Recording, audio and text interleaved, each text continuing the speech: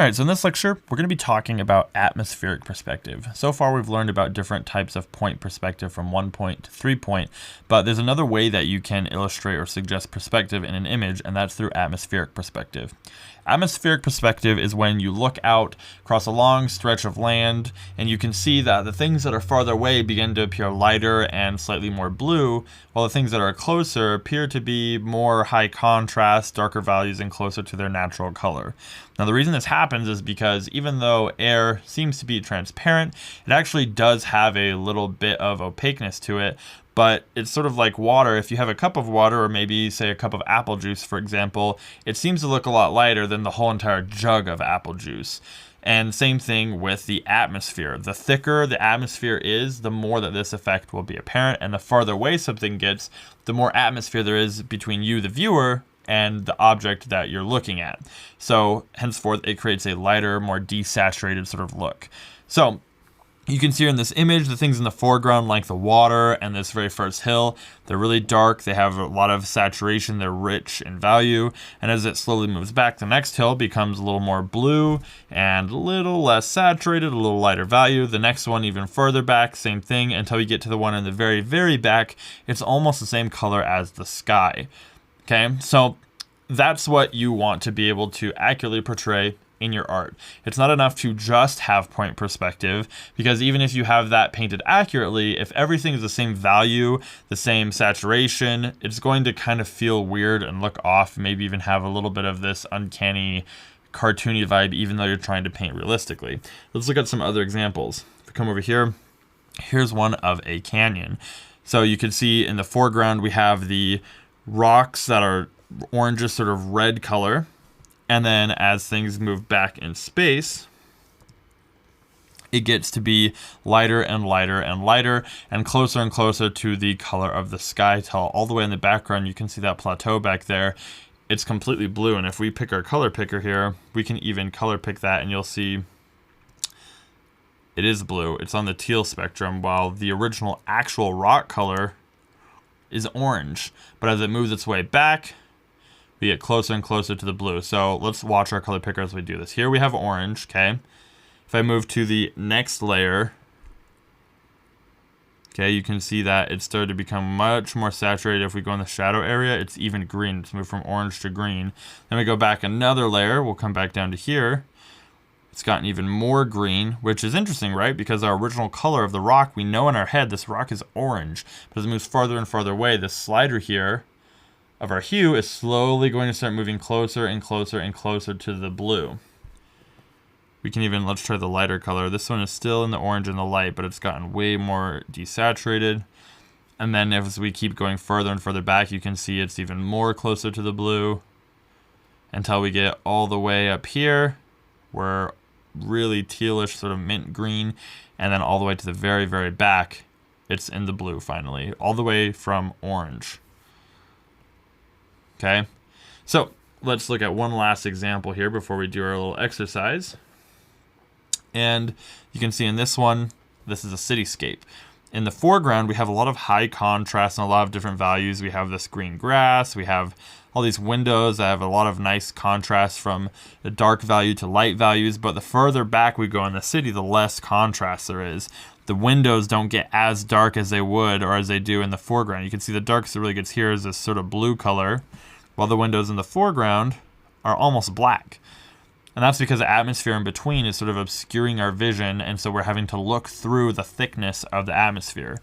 And the same with the green. You can see the green in this foreground is a really saturated, rich green. And then back here, the green is actually a blue. And because of the colors around it, and because we can tell that it's supposed to be the same object as what's in the foreground, our brain still perceives it as green, but you can see when we actually color pick it, it's blue.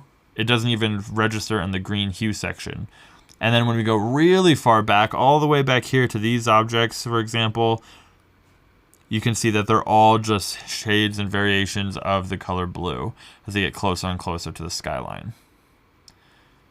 And the darkest value you get is way up there in the top half of our value range. It's not even close to being towards mid-tone, even though these ones up here, these darker buildings, they're well below the mid-tone range.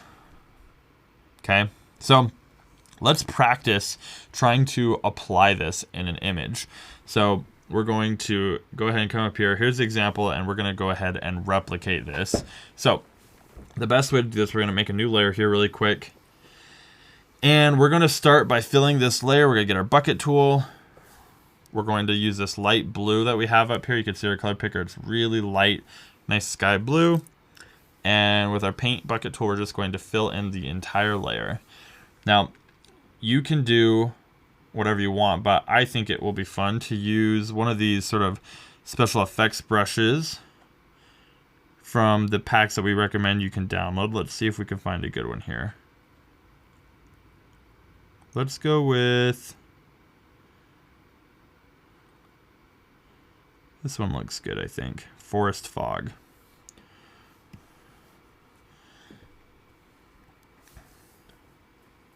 All right, and next what we're going to do, the first layer, we're going to start out with a really close to the skyline color. We're going to move that a little bit more saturated, and we're going to move this a little bit more towards the green, because that's what the end object actually is. The tree itself, we're going to think of that as what our target is. So the farther away in the distance, the more blue it gets, and the closer to the viewer, the more accurate to its original color it gets. And also, because we're thinking about perspective, the trees in the background are going to appear smaller than the trees in the foreground. So we're going to go ahead and keep our brush pretty small here.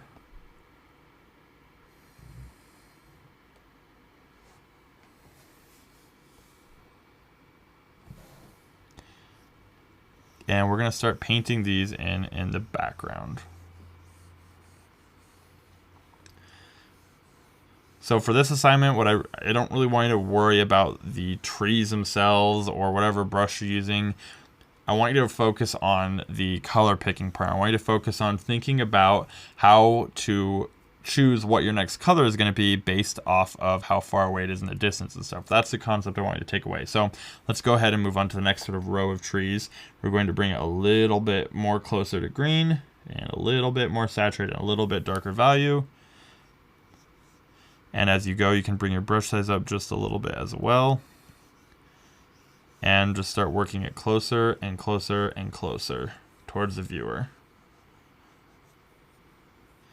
Now keep in mind that the clearer the sky is, let's say it's a really, there's really low humidity, really bright sun, midday, this effect is going to be lessened. It will still be there, but you'll have to go a lot farther distance for things to start to fade as much.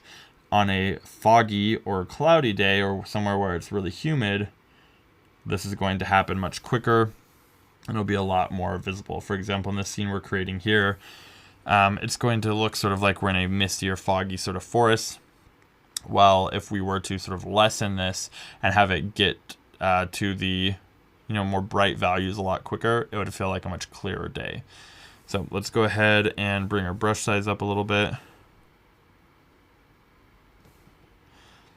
And do that next layer there.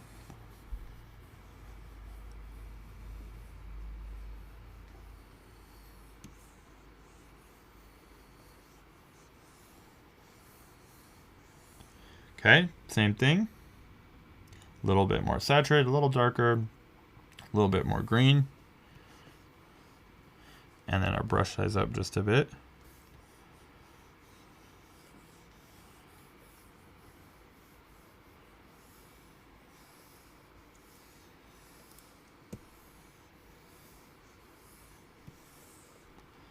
Okay, same thing, a little bit more dark, a little more saturation, a little greener, and brush size a little bigger.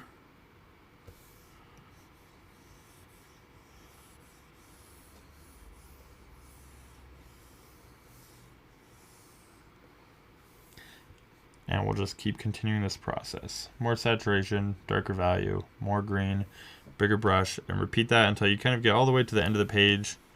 And you have it all filled up. We'll probably have about one more pass at this, maybe two, greener, darker. And as you get closer, the jumps in value are going to be a little bit bigger. The farther away, it's going to feel subtle. The closer you get, the more prominent the unnoticeable that transition is going to become. Bring it down, more green. We're getting almost to the yellow green now. And that's actually probably a bit too big for our brush size.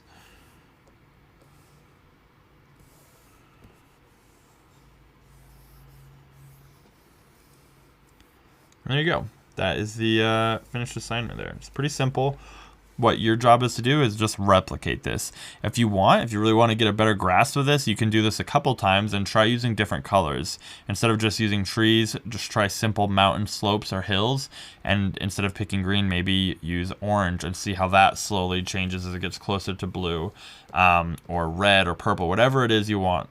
Try it with different colors because different environments are going to have different colors, whether you're in a canyon with a lot of red rock or oceanscape where it's already blue. I want you to try experimenting where you can see how it goes from a light desaturated blue or from whatever color originally is to a light desaturated blue. So practice, post in the Q&A, post in the Facebook group. We'd love to see what you come up with and give you feedback on your work. And that'll be it for this lecture. I will see you guys in the next one.